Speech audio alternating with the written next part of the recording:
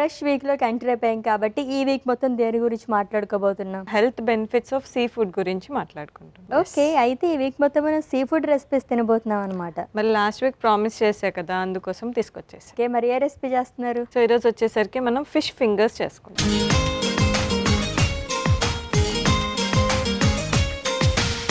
Fish capsules, మనకి fish oil capsules తీసుకుంటున్నారు. అవి ఏ ఏజ్ నుంచి తీసుకుంటే మంచిది? సో అవి తీసుకోకూడదు అని చెప్పేసి మనం ఇది చూపిస్తున్నాం అనమాట. బికాజ్ ఏదైతే ఆర్టిఫిషియల్ ఉంటుందో అది మనం లాంగ్ టర్మ్ వరకు తీసుకోలేం. అకేషనల్గా తీసుకోవచ్చు. ఇన్ కేస్ నాన్ వెజిటేరియన్స్ అయితే ఆ క్యాప్సూల్స్ బదులు బెటర్ వీక్లీ 2 times వరకు ఇలా ఫిష్ తీసుకుంటే కూడా ఆ రిక్వైర్మెంట్ వాళ్ళకి మీట్ అవుతుంది.